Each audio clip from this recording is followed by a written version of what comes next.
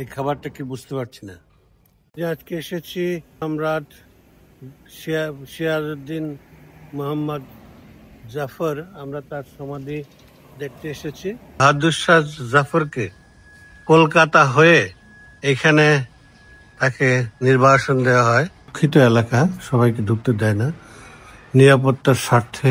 সমাধিটি হচ্ছে তার প্রিয়তমা স্ত্রী জিনাত মহল। উনি ফাদার সম্রাটের নিজের হাতের বানানো ক্যালিওগ্রাফি। ربكم وأولئك هم المفلحون ما كان محمد أبا أحد من رجالكم। এই খাবারটা কি বুঝতে পারছি না।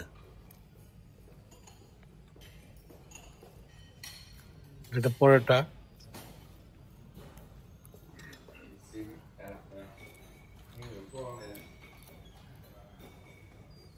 পরোটাগুলো শক্ত হয়ে গেছে, চামড়ার মতো মনে হচ্ছে। নাস্তা করতে আসতে দেরি করে ফেলেছি আমি। রাতে একটা ভিডিও এডিটিং করেছি, ঘুমোতে ঘুমোতে অনেক রাত হয়ে গেছে, কিন্তু সেটা আপলোড করতে পারলাম না। এখানে ফেসবুক, হোয়াটসঅ্যাপ, ইউটিউব কোনোটাই চলে না। একটা ভিপিএন ডাউনলোড করেছিলাম, কিছুক্ষণ কাজ করার পরে আবার বন্ধ হয়ে গেল। সর্বত্রই সব কিছু নিয়ন্ত্রণ করা হচ্ছে অদৃশ্য জায়গা থেকে। এটা আমরা সকালের নাস্তা নিয়েছি। দেখুন এই হোটেলের সে ভিউটা একটু দেখাচ্ছি। রাতে আমরা এসেছি, দেখাতে পারিনি, পরে একটু বিস্তারিত দেখাবো। আমরা এখন গ্রাউন্ড ফ্লোরে নাস্তা করে লবিতে যাচ্ছি। দেখুন সিঁড়িগুলা কিন্তু একদম বার্মাটিক, তাদের সে বিখ্যাত কাঠ বার্মাটিকের তৈরি, এবং সব জায়গায় কাঠের প্রচুর ব্যবহার। সস্তা কাঠ পেলে যা হয় আর কি, আমাদের দেশে তো এটা খুবই ব্যয়বহুল। আর এখানে একটা ডিপার্টমেন্টাল স্টোরের মতো আছে, আপনার ব্যক্তিগত জিনিসপত্র আপনি এখানে কিনে নিতে পারেন।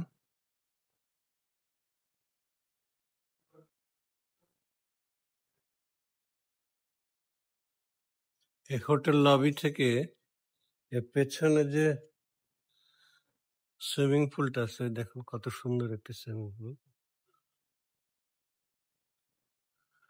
আর একদম সবুজ গাছগাছালিতে পরিপূর্ণ, সুন্দর হোটেল।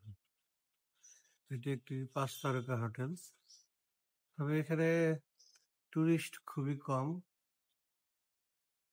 আন্তর্জাতিক মিডিয়ায় বারবাকে এখন নেতিবাচক ভাবে উপস্থাপন করা হচ্ছে, তাই এই দেশে অনেক টুরিস্ট স্পট থাকা সত্ত্বেও এ ধরনের 5 স্টার হোটেলগুলো এখন গ্রাহকের অভাবে তাদের অস্তিত্ব টিকিয়ে রাখাই কঠিন হয়েছে। অনেক হোটেল বন্ধ হয়ে গেছে। শুধুমাত্র থাইল্যান্ড থেকে কিছু টুরিস্ট এখানে আসে নিয়মিত। এই সোয়াডন প্যাগোডা যে বিখ্যাত বুদ্ধ স্থাপত্যকর্ম, শুধু এটা দেখার জন্য অনেকে আসে। ইয়াঙ্গুন ভ্রমণের প্রথম দিনেই আমাদের গন্তব্য ভারতের শেষ মুঘল সম্রাট বাহাদুর শাহের সমাধি পরিদর্শন। 1757 সালের 23শে জুন পলাশীর আম্রকাননে স্বাধীনতা সংগ্রামের সূর্য অস্তমিত হয়। এর প্রায় 100 বছর পর ভারতবর্ষের প্রথম স্বাধীনতা সংগ্রাম, যাকে সিপাহী বিদ্রোহ নামে অভিহিত করা হয়, যা 1857 সালের 29শে মার্চ ব্যারাকপুর সেনানিবাসে শুরু হয়। একজন সিপাহী গরু ও শূকরের চর্বিযুক্ত কার্তুজ ব্যবহারে অস্বীকৃতি জানায়। তাকে গ্রেফতার করার চেষ্টা করলে বিক্ষুব্ধ হয়ে ইংরেজ অফিসারকে গুলি চালিয়ে বসেন। তার নাম মঙ্গল পাণ্ডে। ক্রমে এই বিদ্রোহ সারা ভারতবর্ষে ছড়িয়ে পড়ে। এর এক পর্যায়ে দেশপ্রেমিক সিপাহীরা নামেমাত্র মুঘল সম্রাট দ্বিতীয় বাহাদুর শাহ জাফরকে ভারতের সম্রাট ঘোষণা করে। এই আন্দোলন ব্যর্থ হলে সম্রাটকে বিচারের নামে বিদ্রোহ সংগঠনের দায়ে মৃত্যুদণ্ড দেওয়া উচিত বলে সাব্যস্ত হয়। বয়স বিবেচনায় মৃত্যুদণ্ড না দিয়ে তাকে রেঙ্গুনে নির্বাসন দেওয়া হয়। 1858 সালের 9 ডিসেম্বর সম্রাট ও তার 2 শাহজাদা শাহজাদি, সম্রাজ্ঞী জিনাত মহল ও তাদের পরিচারিকা পরিচারক সহ জাহাজটি রেঙ্গুনে পৌঁছে। মাতৃভূমি থেকে বহু দূরে নির্বাসনের দিনগুলো চরম দুঃখ ও অভাব অনটনের মাঝে কাটে। এমন বিড়ম্বনাপূর্ণ জীবনের অবসান ঘটে 1862 সালের 7ই নভেম্বর শুক্রবার।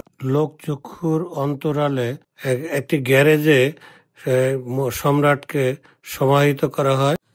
1991 মাটি খুঁড়তে গিয়ে পাওয়া যায় তার আসল কবর, উদ্ধার করা হয় তার কঙ্কাল এবং নির্মাণ করা হয় সমাধিক্ষেত্র।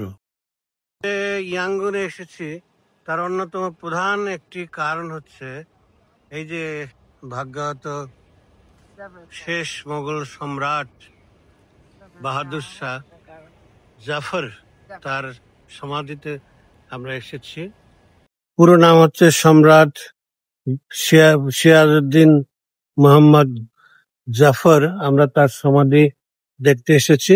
আজকে আমরা এই সমাধি দেখব এবং ভেতরের স্ট্রাকচার গুলো বলবো। খুব বেশি যে লোক এখানে আসে তা না, তবে ভারত, বাংলাদেশ এবং পাকিস্তানের দর্শনার্থীরা যারা ইয়াঙ্গুনে আসে তারা কিন্তু এই জায়গাটা ভ্রমণ করতে আসে, এবং শুধু সাধারণ জনগণ নয়, রাষ্ট্রপ্রধান, সরকার প্রধান তারাও এখানে অনেকে এসেছেন। আমরা আপনাদের সবকিছু দেখাবো, চলুন ভিতরে ঢুকি। যখন দ্বিতীয় বিশ্বযুদ্ধের আগে 100 বছর প্রায় আগে আমাদের যে সিপাহী বিদ্রোহ হয়েছিল, এই সিপাহী বিদ্রোহের সময় যখন বিদ্রোহী সৈন্যরা তাদের নেতা হিসেবে বাহাদুর শাহ জাফরকে নির্বাচন করে লাল কেল্লা, দিল্লির যে লাল কেল্লা, সেখান থেকে তাকেই তারা সম্রাট হিসাবে ঘোষণা করে। এই যে তার ছবি আমরা দেখতে পাচ্ছি। আমি ইতিহাসটা আপনাদের বলবো। বাহাদুর শাহ জাফর এক ভাগ্যহত, এই জন্য বলছি যে সিপাহী বিদ্রোহ যখন এটা ব্যর্থ হয় তখন তাকে লাল কেল্লা থেকে গ্রেফতার করা হয় এবং তার দুইজন পুত্র যে ছিল তাদের শিরচ্ছেদ করা হয়, এবং বাহাদুর শাহ জাফরকে কলকাতা হয়ে এখানে তাকে নির্বাসন দেওয়া হয় বার্মার রেঙ্গুনে। মাঝে মাঝে আমি রেঙ্গুন বলে ফেলি। এবং এইখানেই তিনি অবহেলা, অনাদর এখানে মৃত্যুবরণ করেন। কেউ জানে না, কেউ হঠাৎ এখানে দাফন করা হয় বাঁশের চাটাই দিয়ে, সেটা ঘেরাও করে রেখে। আমরা পরে বলছি, আসুন আমরা দেখি। এটা হচ্ছে তার সমাধির উপর একটা মসজিদ, কিন্তু মূল সমাধিটা হচ্ছে নিচে। আমরা দেখাচ্ছি আপনাদের, আগে আমরা দেখাই, তারপরে আমি আপনাদের পুরো ইতিহাসটা বলছি। বাহাদুর শাহ জাফর মেমোরিয়াল হল, আমরা এখানে ঢুকছি, আসুন।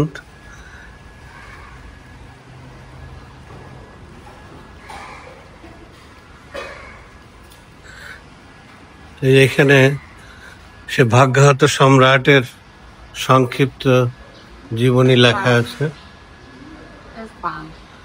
সে কলকাতা থেকে তাকে যখন এখানে নির্বাসন দেয়া হয়, তাকে মাসিক সাপ্তাহিক 11 টাকা করে ভাতা দেওয়া হতো, আর প্রতি রবিবার আর 2 টাকা অতিরিক্ত দেওয়া হতো। তাকে প্রতি মাসের শুরুতে 2 টাকা দেওয়া হতো তার সাবান বা এরকম ব্যক্তিগত কোনো জিনিস কেনার জন্য।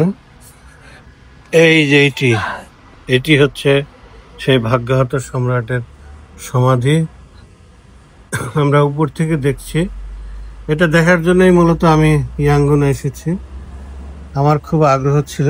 আরেকটি কারণ আছে, সেই কারণটা আমি পরে আপনাদের জানাবো। The last emperor of India, Bahadur Shah Zafar, তার একটা পোর্ট্রেট এখানে ঝুলানো আছে।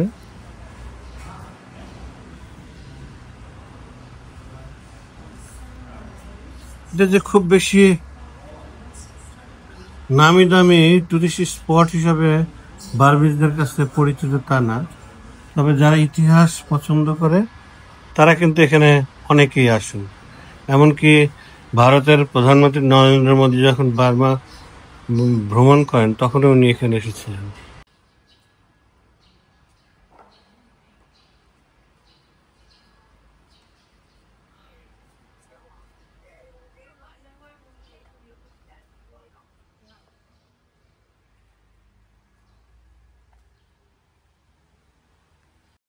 এই যে দেখেন অসুস্থ সম্রাট, তার ছবি। সেইন্ট জাফর শাহ, সেইন্ট বলা হয় এই জন্য উনি কিন্তু আসলে সাধক, মরমী সাধক ছিলেন। তার জীবনের শেষ মুহূর্তের ছবি, লাস্ট ডে। এরপরে উনি মারা যান এবং তার এই মৃত্যুর খবর কিন্তু প্রচার করা হয় নাই, অতি গোপনে তাকে দাফন করা হয় এবং তার যে কবর সেটা মাত্র কয়েকটা বাঁশের টুকরার বিনিময়ে দিয়ে তাকে ঘেরাও করে রাখা হয়, লোক চক্ষুর অন্তরালে থাকেন। এই জিনাত মহল সম্রাজ্ঞী, সম্রাটের মৃত্যুর কয়েক বছর পরে উনিও মারা যান। এটা দেখুন সম্রাটের নিজের হাতের বানানো ক্যালিওগ্রাফি। উনি কবি, সাধক ছিলেন এবং ভালো ক্যালিওগ্রাফারও ছিলেন। আর এটা তার পোর্ট্রেট।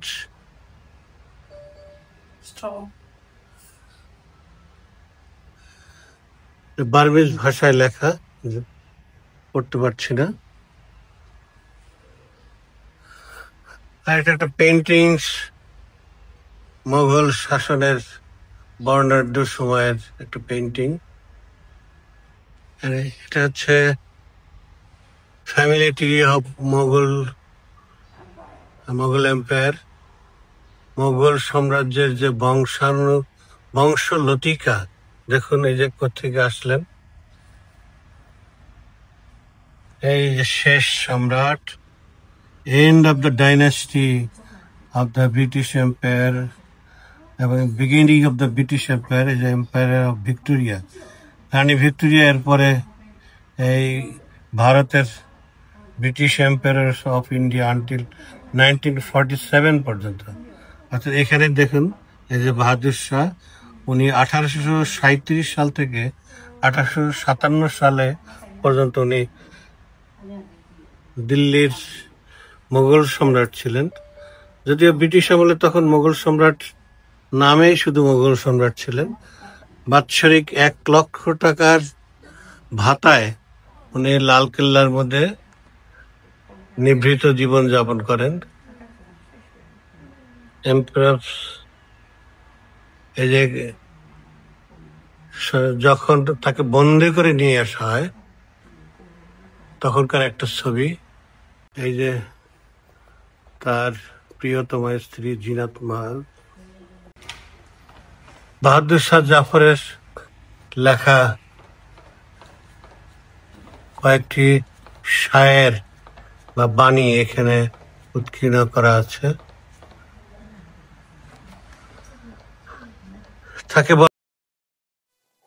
कितना बदनसीब जफर, दफन के लिए 2 गज जमीन भी मिलना चौकी कोरी यार में।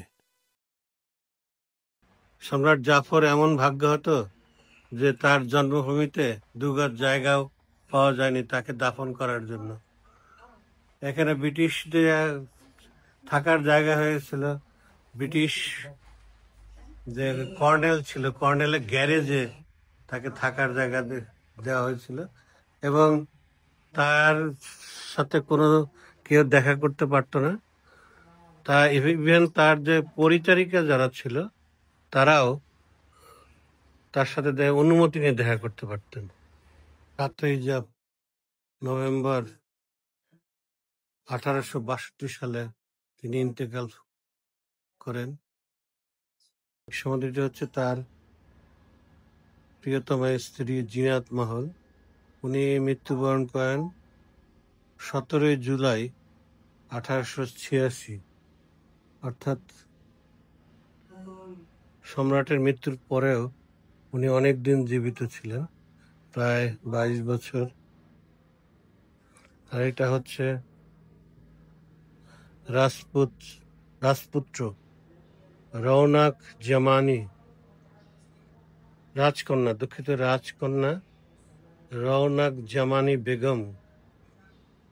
কারণ রাজপুত্র তো থাকার কথা নয়, যে দুজন রাজপুত্র ছিল তারা যাতে উত্তরাধিকারী হিসেবে দাবি না করতে পারেন, এই জন্য তাদের শিরচ্ছেদ করা হয় নিষ্ঠুরভাবে। ব্রিটিশ যারা আমাদের এখন মানবতা শেখাচ্ছে, মানবাধিকার শেখাচ্ছে, কিন্তু তারা যে কি করেছে সেটি আপনাদের দেখাচ্ছে দর্শক মন্ডলী। কিভাবে একজন সম্রাটকে অবহেলা, অনাদর, অবজ্ঞা, কিভাবে নিভৃতে এই পৃথিবী থেকে চলে গেছে।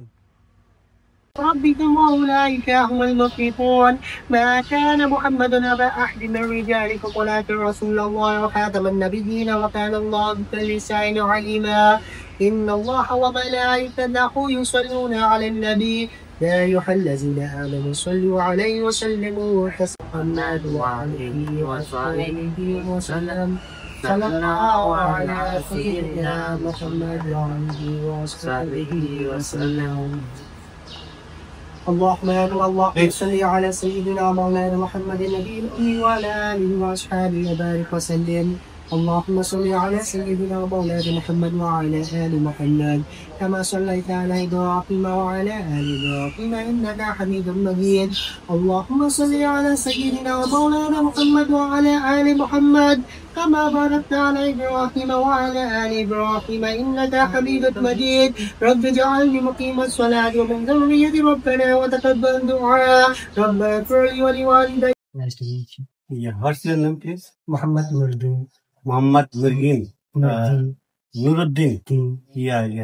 You are serving here as a Yes. Khadim. My father is a Khadim.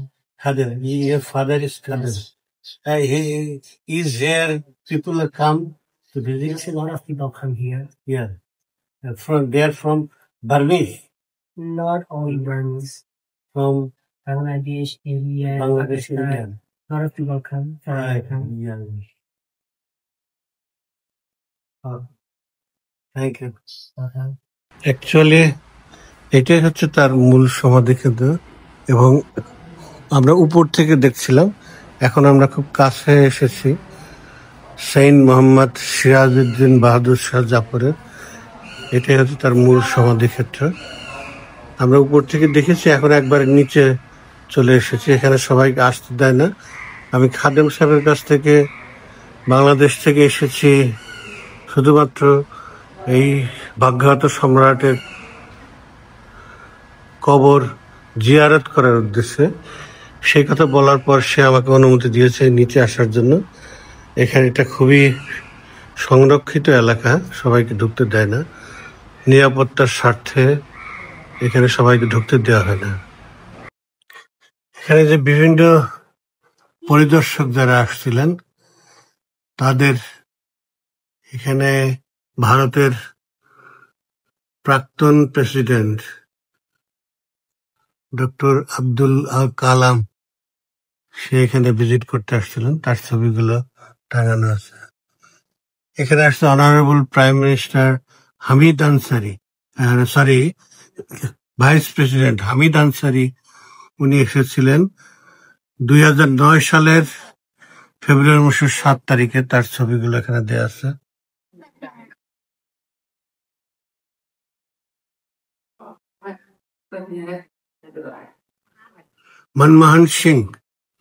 Manmohan Singh আসছিলেন। উনি এসেছিলেন 25/9/2012। এবং সর্বশেষ prime minister his highness Narendra Modi আসছিলেন 7/9/2017 সালে।